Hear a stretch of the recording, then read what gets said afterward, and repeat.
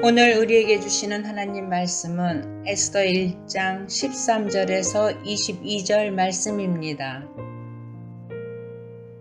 왕이 사례를 아는 현자들에게 묻되 왕이 규례와 법률을 아는 자에게 묻는 전례가 있는데, 그때 왕에게 가까이 하여 왕의 기색을 살피며 나라 첫 자리에 앉은 자는 바사와 메대의 7 지방관 곧 가르스나와 세달과 아드마나와 다실스와 메레스와 마르스나와 무무간이라.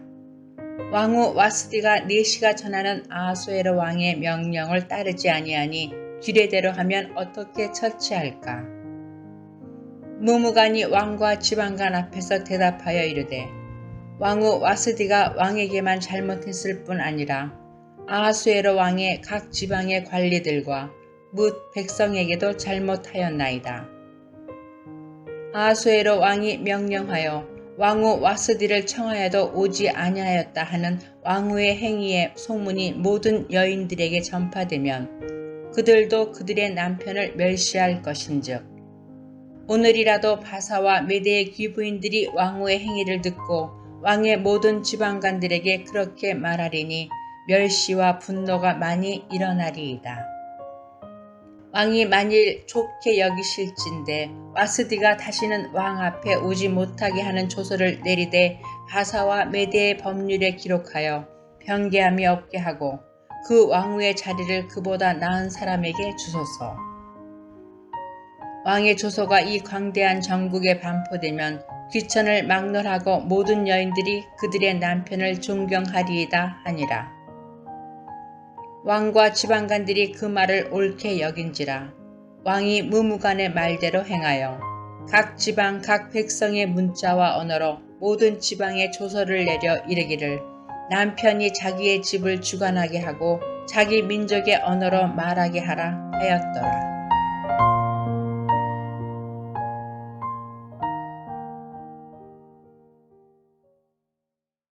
거룩한 주일입니다. 오늘도 주 앞에 나오신 여러분 모두에게 하나님의 은혜와 사랑이 함께 하시기를 예수님의 이름으로 축원합니다.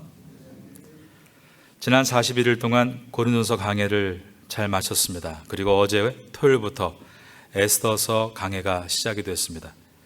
에스더서는 바벨론 포로기 이후에 기록된 역사서, 즉 에스라와 느헤미야와 에스더 가운데 에스라와 느헤미야서가 하나님께서 이스라엘 백성들을 어떻게 고향인 이스라엘로 돌아가게 하셨는지를 기록한 말씀이었다면, 에스더서는 고향에 돌아가지 못하고 페르시아에 남아있는 사람들을 하나님께서 어떻게 돌보셨는지에 대한 기록입니다.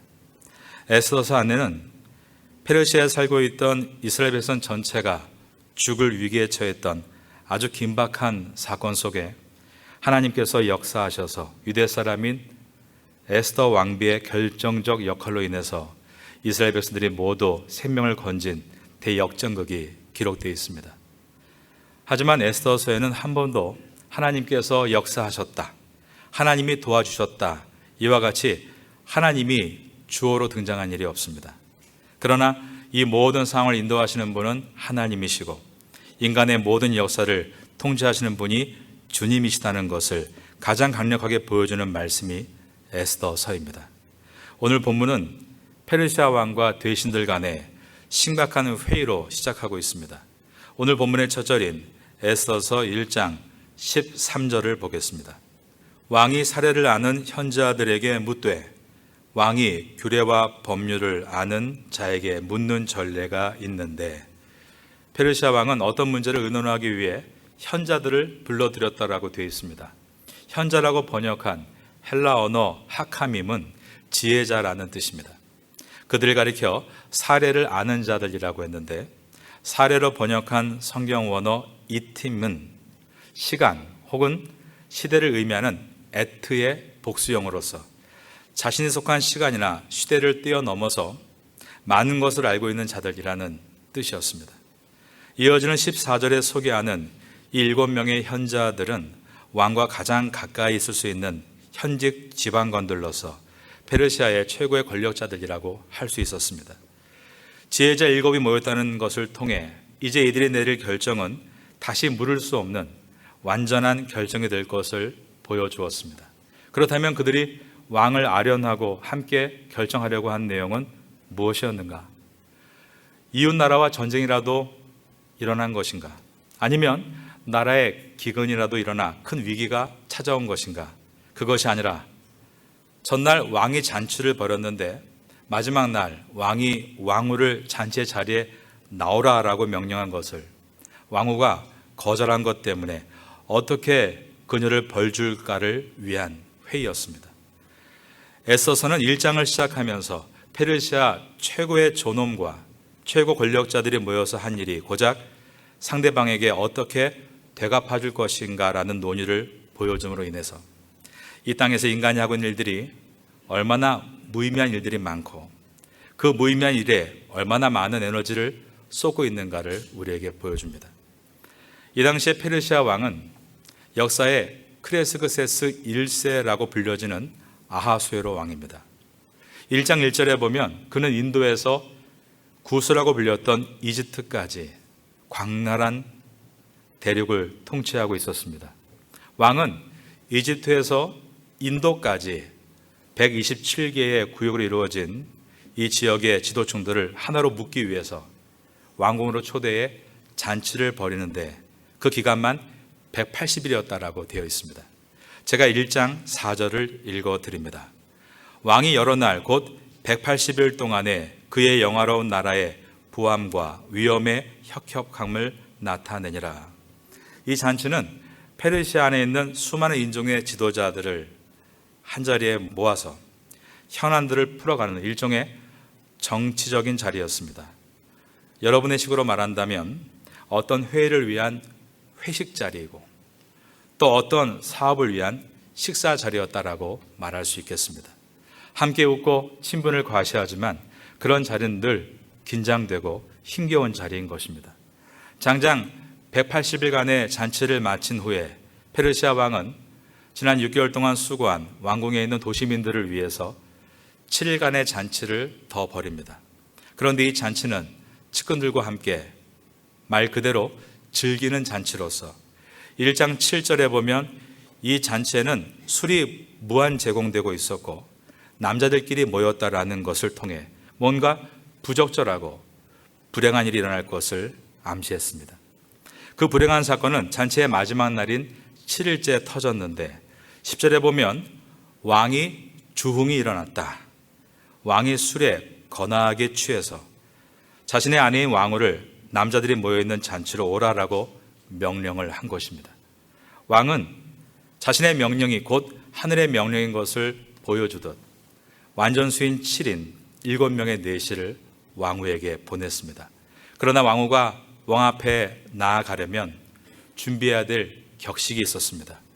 1장 11절에 보면 왕후의 관을 정제하고 왕 앞으로 나가야 한다라고 되어 있는데 왕후가 왕을 아련할 때는 왕과의 권위와 나라의 권위를 보여줘야 했기 때문에 가장 화려한 옷으로 치장을 해야 했고 장신구를 걸어야 했으며 또한 머리에 관을 쓰고 나가야 했습니다. 왕은 이러한 멋진 모습을 사람들에게 보여줌으로 자기의 위엄을 더욱 높이고 싶었을 것입니다. 하지만 이것은 왕후의 위신을 떨어뜨릴 수 있는 위험한 일이라는 것을 그는 생각하지 않았습니다. 자신의 위엄도 있지만 상대방의 위신도 있는 것입니다. 왕후는 나라의 국모입니다. 그런데 왕이 술에 거나하게 취해서 술에 취한 남자들 사이에 왕후를 등장시키는 것이 왕후에게는 수치가 될 수 있고 행여나 취 중에 어떤 대신들이 말 실수를 하게 되고 그것을 듣게 되면 왕후에게는 심각한 모독이 될 수 있다는 것을 왕은 생각하지 않았습니다. 그 대신에 왕후가 오기를 싫어한다라고 내시들이 전하자 왕은 자신의 명령한 것을 따르지 않았다는 것만 가지고 분노를 폭발시킵니다. 1장 12절을 보겠습니다. 그러나 왕후 와스디는 내시가 전하는 왕명을 따르기를 싫어하니 왕이 진노하여 마음속이 그 다음 절을 따라해 보겠습니다. 불붙는 듯 하더라. 인도에서 이집트까지 그 크기를 계산할 수도 없이 광활한 대륙을 통치하고 있는 이 왕이 단 한 사람의 거절도 품을 수 없을 만큼 좁은 마음을 소유하고 있었다는 것을 에스더서가 풍자하고 있는 것입니다. 저와 여러분이 아무리 목회를 크게 해도, 사업을 크게 해도, 학력을 쌓아 높은 자리에 오른다 할지라도 그것이 성공일 수 없습니다. 얼마나 상대방의 입장을 들어줄 수 있는 사람인가, 얼마나 상대방에게 자기의 실수를 인정할 수 있는 겸손한 사람인가, 그리고 얼마나 상대방의 거절 또한 들어줄 수 있는 사람인가가 신앙의 성숙입니다. 왕후를 데려오라고 7명의 내시를 보내고 왕후를 어떻게 처리할까 7명의 현자를 부르는 것은 뭔가 대단한 조직을 이끄는 사람인 것처럼 보여지고 대단한 사안을 논의하는 것처럼 느껴지지만 에서서는 이 동인이 왕이 술에 취해 실수를 했고 상대방의 지적을 받고 자존심을 상해했으며 그것으로 인해서 이혼 절차를 밟고 있는 것이라는 매우 부끄러운 인간의 민낯을 그대로 보여주고 있는 것입니다. 에스더서가 범접할 수 없는 왕의 이야기로 시작하면서 왕이라 할지라도 작은 상황 하나를 풀어내지 못하고 있는 것을 기록하고 있는 이유는 이 땅의 인간은 높은 자이건 낮은 자이건 부자이건 빈자이건 자기의 감정을 다스리기가 어렵고 세상에서 가장 큰 땅을 지키는 일에 성공했어도 자기의 감정을 지키는 일에는 실패할 수 있다는 것을 교훈하고 있는 것입니다. 그러므로 잠언 16장 32절은 이와 같이 말씀합니다. 노하기를 더디하는 자는 용서보다 낫고 자기의 마음을 다스리는 자는 성을 빼앗는 자보다 나으니라. 이제 에스더서를 시작하면서 이 자리에 계신 여러분 모두는 하나님의 말씀과 기도 가운데 훈련을 잘 받으셔서 감정을 앞세움으로 일을 그르치는 사람이 아니라 이성적인 말과 행동으로 일을 풀어나가시는 진정한 신앙이 될 수 있기를 예수님의 이름으로 축원합니다. 1장 15절을 보겠습니다. 왕은 왕비가 자기 말을 거역한 것에만 초점을 두고 어떻게 처리해야겠느냐라고 지혜자들에게 묻습니다. 왕후 와스디가 내시가 전하는 아하수에로 왕의 명령을 따르지 아니하니 규례대로 하면 어떻게 처치할까? 왕은 규례를 물었습니다. 왜냐하면 페르시아는 모든 것을 법제화시킨 나라였기 때문입니다. 1장 8절에 보면 마시는 것도 법도가 있었다라고 했는데 페르시아인들은 술을 마실 때도 법이 있었다는 것입니다. 우리나라도 술 주자, 주도가 있습니다. 자기보다 나이가 많은 사람 앞에서는 술을 어떻게 따르고 어떻게 잔을 비워내야 하는지에 대한 예절이 있습니다. 그런데 8절에서 술 마시는 법도와 15절에서 왕후를 규례대로 어떻게 처리할까에서 규례를 모두 다트라고 하는 같은 성경 원어를 사용했습니다.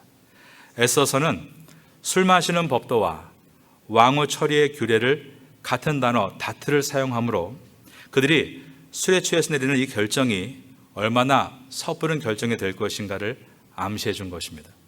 그리고 10절에서 무후만, 비스다, 하르보나, 빅다, 아박다, 세달, 가르가스 7내시의 이름과 14절에서 가르스다, 세달, 아드마다, 다시스, 메레스, 마르스나, 무무간 7 관료의 이름은 에서스를 읽는 독자들로 하여금 발음하기도 어려운 생경한 이 이름들을 통해서 하나님을 모르는 이 페르시아인들의 조언이 과연 어떠한 불행한 일들을 초래하게 될 거라는 긴장감을 갖게 해줍니다. 구약 성경에서 왕의 판단을 돕는 자들을 보면 대부분 부정적으로 묘사가 됐습니다. 애굽의 요술사들은 바로와 백성들을 위해 재앙을 완화시키거나 막기는커녕 도리어 재앙을 악화시켰고 바벨론의 박사들은 느부갓네살의 왕을 위해서 꿈을 푼다고 했지만 결국 그의 경로를 바라게 하므로 모든 박사들을 죽음의 위기로 몰아넣었던 일이 있습니다. 그때 신임 박사였던 하나님의 사람 다니엘이 왕의 꿈을 풀어주므로 모든 박사들을 구원했던 것입니다. 아하수에로 왕은 감정적으로 왕을 어떻게 처치할 수 있을까를 묻고 있습니다. 15절에서 왕후 와스디가 내시가 전하는 아하수에로 왕의 명령을 따르지 아니하니 규례대로 하면 어떻게 처치할까? 그러자 7 관료 중에 제일 마지막에 호명됐던 무무관이라는 자가 왕후의 폐위안을 제안합니다. 16절을 보겠습니다. 무무관이 왕과 지방관 앞에서 대답하여 이르되 왕후 와스디가 왕에게만 잘못했을 뿐 아니라 아하수에로 왕의 각 지방의 관리들과 무백성에게도 잘못하였나이다. 7 지방관 중에 한 사람인 이 무무관은 왕의 기색을 살필 수 있는 가까운 자리에 서 있었습니다.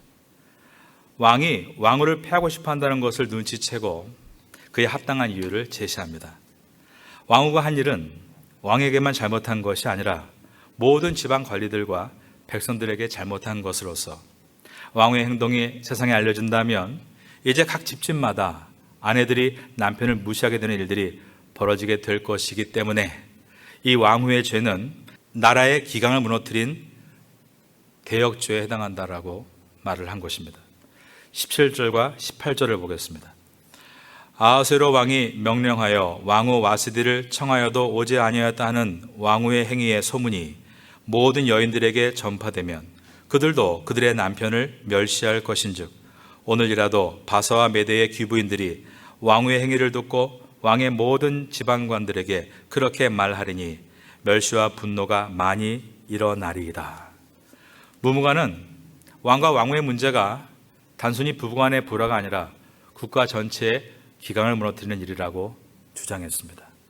사실 이 문제는 조용히 다룬다면 잔치에 참여했던 소수의 관리들만 알고 끝날 수 있는 작은 일이었습니다.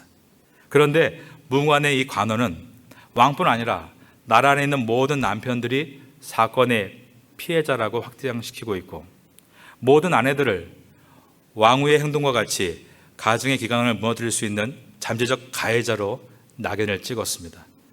무모하고 어리석은 인간의 모습, 이것이 에서서의 주요 주제입니다. 무무관으로 대표되는 왕 주변의 세력이 작은 이유를 가지고 왕위를 폐위시킨 이 사건은 이제 에스더 중반부에서 왕의 주변 세력 중에 하만이라는 자가 모르드게가 유대인인데도 불구하고 자기에게 절하지 않았다는 작은 이유로 유대 백성 전체를 몰살시키려고 한 것과 연결됩니다. 성경을 읽고 있는 독자들은 하만이 등장하기 전에 이 무무관을 통해서 하만을 경험하게 되는 것입니다. 에스더서는 이와 같이 작은 일을 감정적으로 대함으로 큰 일로 만드는 인간의 어리석음을 보여주고 있습니다. 나라를 자주지할 수 있는 왕과 권력자들이 이렇게 감정적으로 통치하고 있는 모습은 이 땅이 얼마나 불안하며 이 땅이 하나님의 은혜와 역사가 아니고서는 종속될 수 없다는 것을 깨닫게 해줍니다. 우리의 교회도 마찬가지입니다. 사람이 완벽해서 종속되고 있는 것이 아닙니다. 우리의 가정도 마찬가지입니다. 남편과 아내가 뛰어나서 자녀가 뛰어나서 우리의 가정이 종속되고 있는 것이 아닙니다. 여러분의 사업도 여러분의 학업도 마찬가지입니다. 우린 모두가 지금 하나님의 은혜로 우리의 일들을 이어나가고 있는 줄로 믿습니다. 우리 주변을 보면 자기 분야의 실력이 뛰어난 사람들 있습니다. 그런데 그가 있는 곳에 항상 작은 문제가 큰 문제가 되고 문제를 소진시키는 것이 아니라 문제를 확대시키는 일이 계속 반복된다면 그가 하고 있는 그 일의 처리 방식이 너무나 감정적이고 이성적이지 못하다는 결과입니다. 저는 23년 동안 목회를 하면서 사람 만나는 직업 속에서 감정적인 사람이 다수이고 이성적인 사람은 매우 소수인 것을 발견했습니다. 그런데 예배 가운데 말씀과 기도를 통해 감정적이었던 분들이 이성적인 분들로 변화되는 것들을 많이 봤습니다. 그러므로 제가 내린 결론은 신앙의 성숙은 이성적이 되는 것이다입니다. 그렇다면 하나님의 일은 어떻게 이루어질까요? 하나님은 감정적인 사람들을 다 배제시키는 방법으로 일하시지는 않습니다. 감정적인 아하수에로 왕은 폐위되지 않았고 왕의 감정에 춤을 추는 7 관료들도 관직을 박탈당하지 않았습니다. 하나님은 그러한 흔들리는 세상 속에서 신앙의 이성을 가진 사람이 나타나게 됐을 때 그를 중심으로 그 모든 상황과 환경을 이용하셔서 주님의 뜻을 이루어 가십니다. 자기를 죽이려 하는 위기 속에서도 차분한 이성으로 자기를 묵묵히 수해 나갔던 모르드게와 죽으면 죽으리라며 침착하게 마지막 순간까지 이성적으로 왕을 대하는 에스더를 통해 하나님은 이스라엘 민족을 구원하는 놀라운 일들을 이루어 가셨던 것입니다.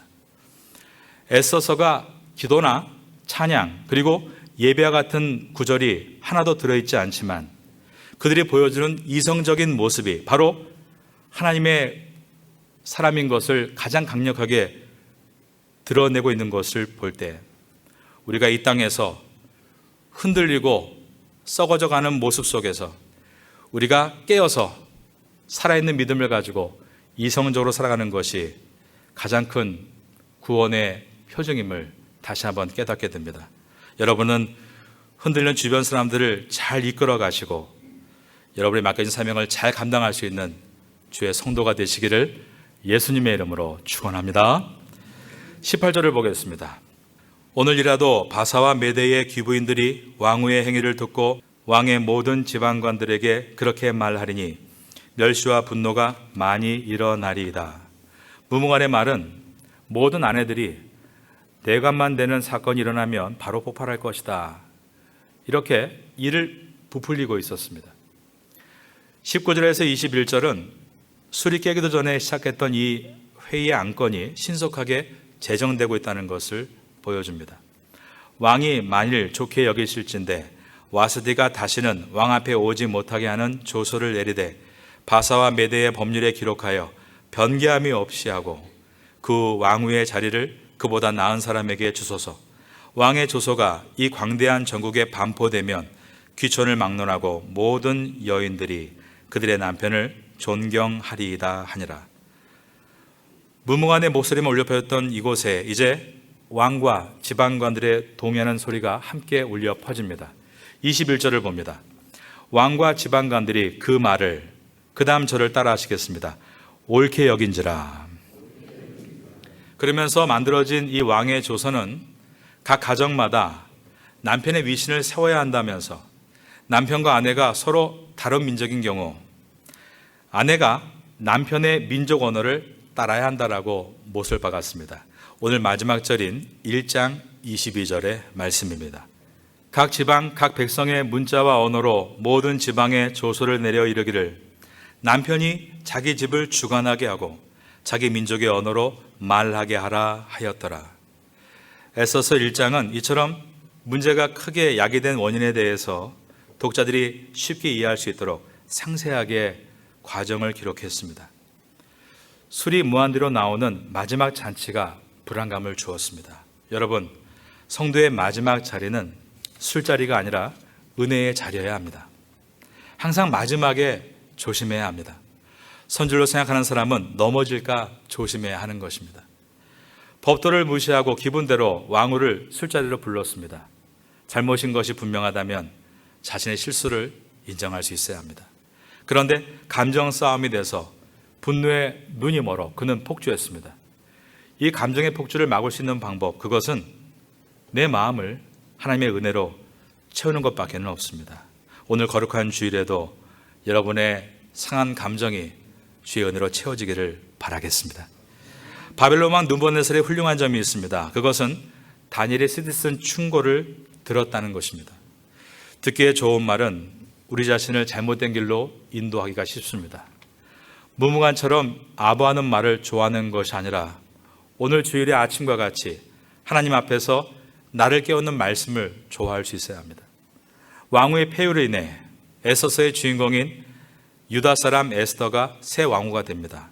하나님은 아하수에로 왕의 자기중심적인 마음, 무무간에 비뚤어진 충성이 빚어낸 불의한 일을 가지고도 하나님의 백성을 구원하는 선한 일을 이루십니다. 이 말은 하나님이 그렇게 의도하셨다가 아닙니다. 하나님은 어떠한 경우라도 선을 행하실 수 있는 분이라는 뜻입니다.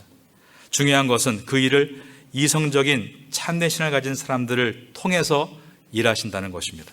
이것을 기억하고 이제부터 감정적으로 말을 뱉는 사람이 아니라 기도하고 깨어있음으로 이성적인 말을 빚어갈 수 있는 우리가 되면 좋겠습니다. 아침에 기도하며 다시 내 마음을 주님의 말씀에 이성 위에 올려놓고 세상에 나갈 수 있다면 여러분 주변 사람에게 가장 좋은 선물이 될 것입니다. 한 주간 동안도 여러분의 삶의 자리에서 그러한 성도가 될 수 있기를 예수님의 이름으로 축원합니다.